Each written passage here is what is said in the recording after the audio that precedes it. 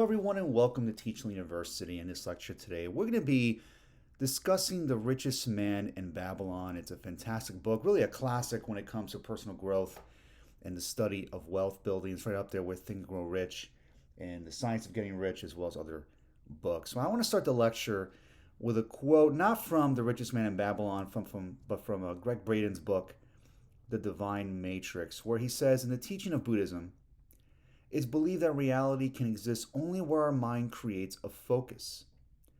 In fact, the wisdom suggests that both the world of pure form and that of the formless result from the mode of consciousness called subjective imagination. While any experience certainly seems real enough to us, it's only when we direct our attention while we're having a feeling about the object of our focus that a possible reality becomes that real experience. Now, you may be wondering, well, what does this have to do with wealth building and the richest man in Babylon? Well, I think it has everything to do with not just learning how to create wealth, but really how to improve or add increase to any aspect of our life. And of course, this, I think, lends to what Earl Nightingale says, and I reference him often, where he says, you become what you think about. We want to think about this quote from The Divine Matrix, which is a great book, and really the ramifications or the consequences of this quote were that what we focus on, what we choose to entertain when it comes to our thoughts, what we think about on a consistent basis, for the most part, creates our reality. It creates our reality, or what's called subjective imagination. So whatever we choose to focus on a consistent basis over time, produces the results that we get in our lives. So when it comes to producing wealth and creating wealth in various aspects of our lives, not just financial, but for health, relationships, career, etc., it requires then that we become much more deliberate and focus on the future and the dreams and the wealth that we want to create and choosing a new possible reality. This can be very difficult because unfortunately we live in a world that's very distracting and we're inundated with so much negativity that this could be a big challenge. And this is why it is so important that we really become very deliberate and become self-aware that this negativity is out there and that we have the power to choose the reality we wish. And to add on further to this, that there's forces not just within us, but that are around us that if we choose to utilize, can dramatically transform our lives. And we talk about the religious consequences of this, of what this means, that the way we view God, where many people pray to God hoping something happens. While I think Braden and others that study mysticism argue that we want to start believing or acting or feeling as if the wish is fulfilled, as Neville says, or praying as if and feeling like our prayers have already been answered.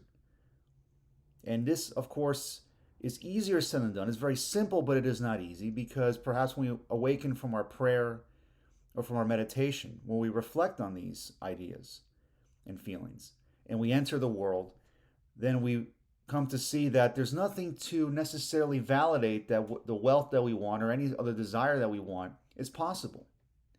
And that's where it is so important that we work on this skill of focus when it comes to building wealth. And that's where it all starts. It starts with an idea that we want to cultivate over time. Now, to quote The Richest Man in Babylon, wealth, like a tree, grows from a tiny seed. The first copper you save is the seed from which your tree of wealth shall grow. The sooner you plant that seed, the sooner shall the tree grow.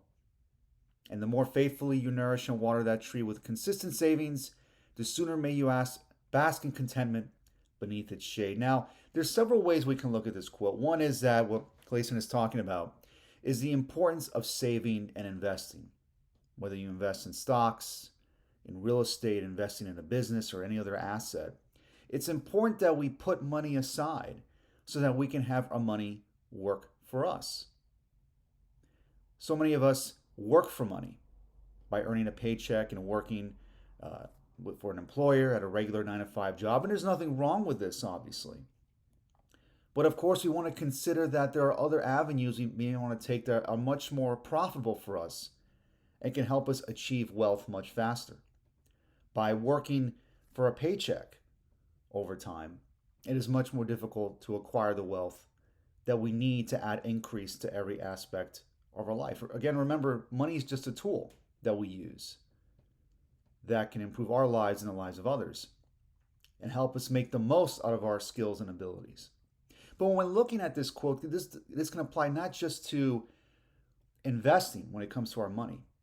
When we look at the beginning of this quote, it says, wealth, like a tree, grows from a tiny seed. So there's a mental aspect of this where we want to begin planting that seed in our subconscious, where our higher mental faculties reside, where our thoughts and our habits reside.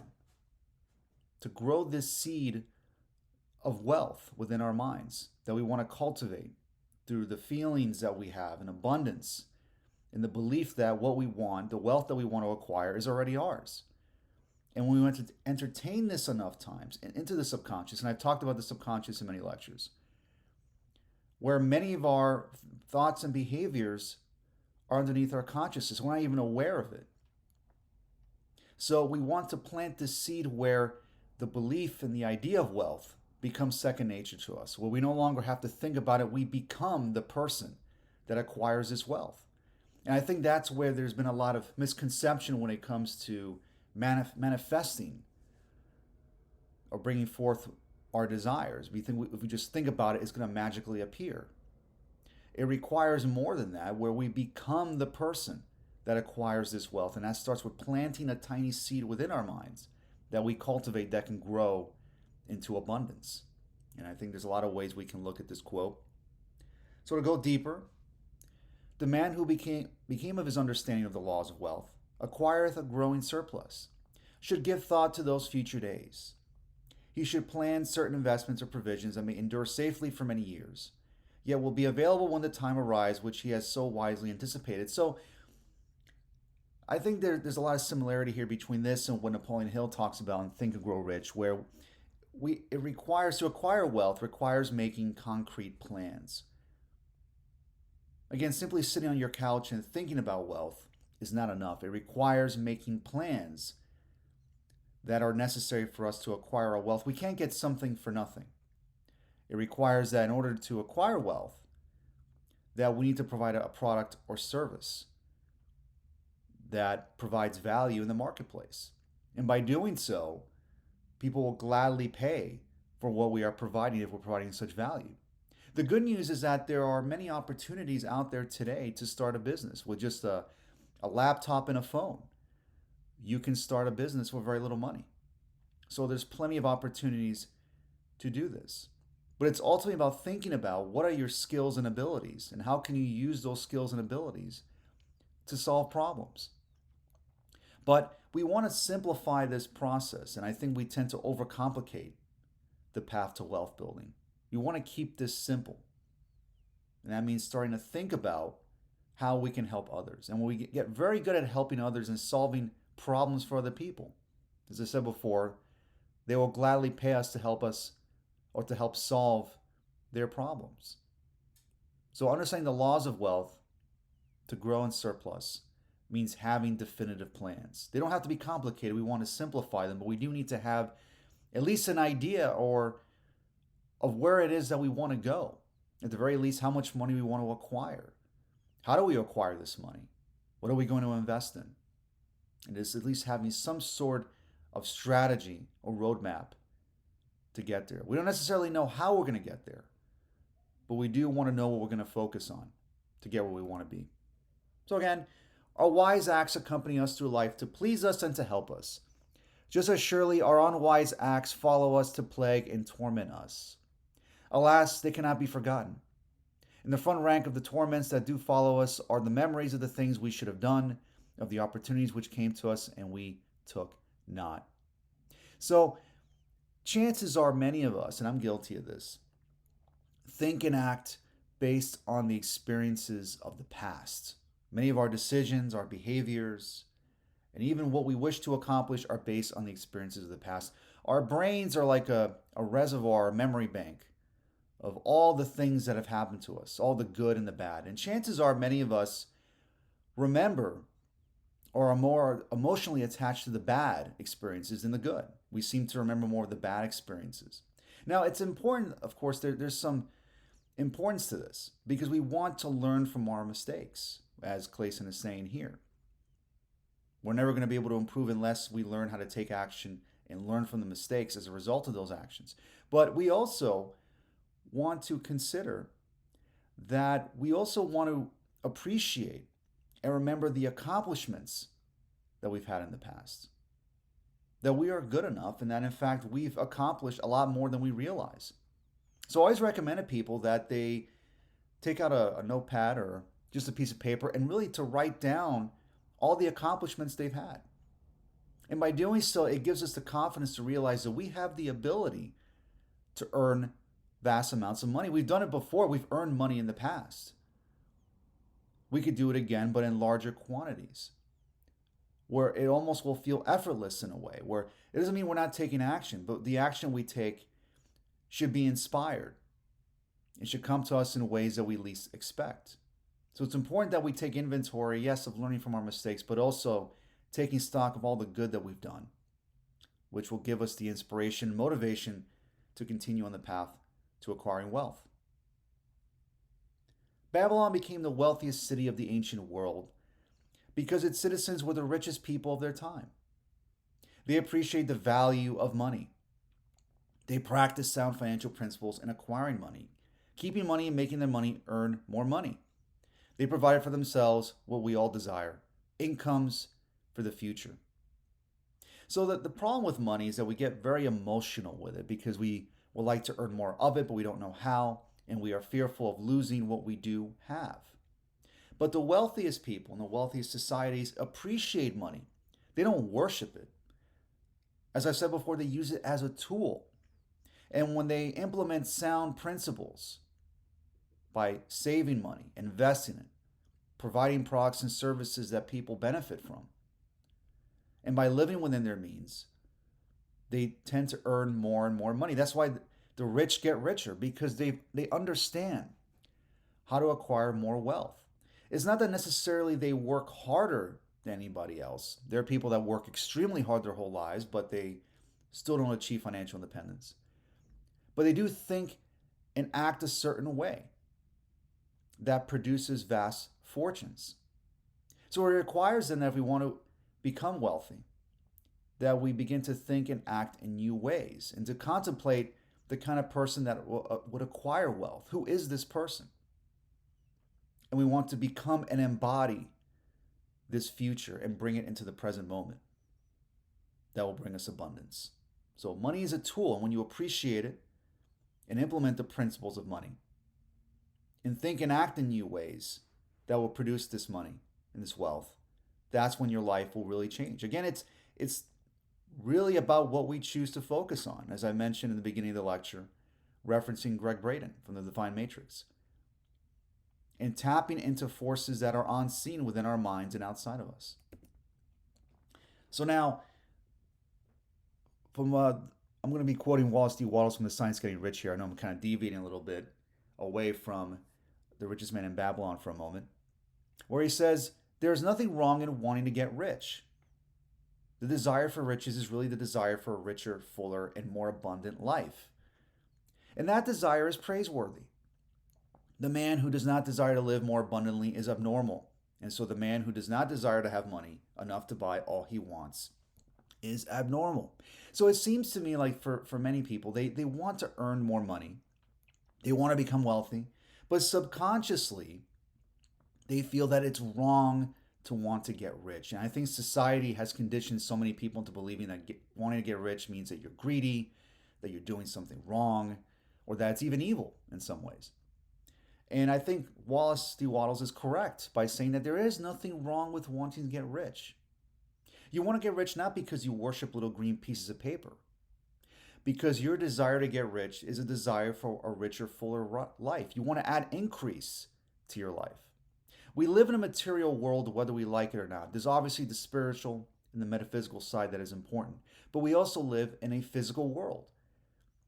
And by living in this physical world, we need housing, food, clothing, entertainment, healthcare, travel, money to start businesses, money to help others, money to improve our lives, to expand our resources and our skills and abilities. We need money to do all these things. So, in wanting to get rich, it means adding increase to every aspect of our lives, to make the most out of our lives so that we're able to live a life of abundance, where we could also, most importantly, help others in the process as well. So, there's nothing wrong with wanting to get rich because it's about adding increase to every aspect of our lives. So, this is a very fascinating quote from the book where Clayton says, "Now, suppose we consider our trades and businesses.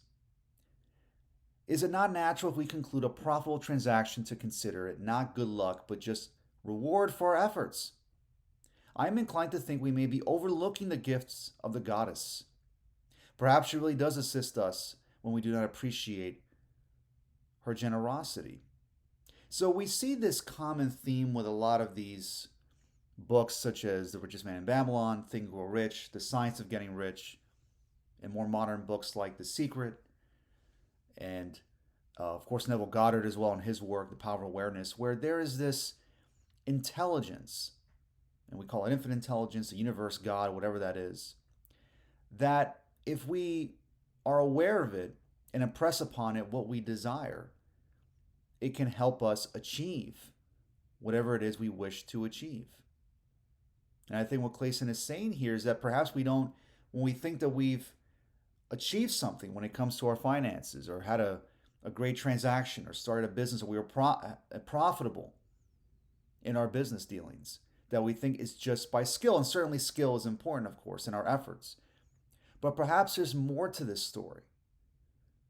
Perhaps there's a lot more to this than what we see at face value. There are forces unseen that help guide us along the way when it comes to helping us achieve our goals.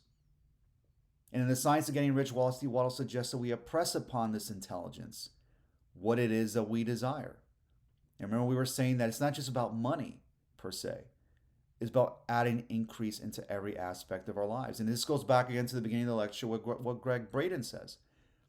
By choosing what we focus on, we impress upon this intelligence what it is that we desire through feeling and acting and believing as if our prayers have been answered, but most importantly, by becoming the person who will achieve this particular goal.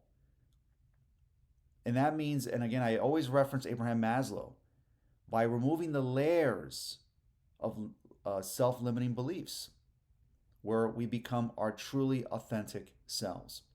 And when we become our truly authentic creative selves, that's when we have the ability to focus on what we desire and radically transform our lives and improve our financial standing. And again, it all starts with the mind. And of course, wealth building, I have a lot more lectures on this, and it's something that I will continue to pursue and explain because there's so much to this. I think this is just the tip of the iceberg we discussed today when it comes to the mental mindset of acquiring abundance and wealth.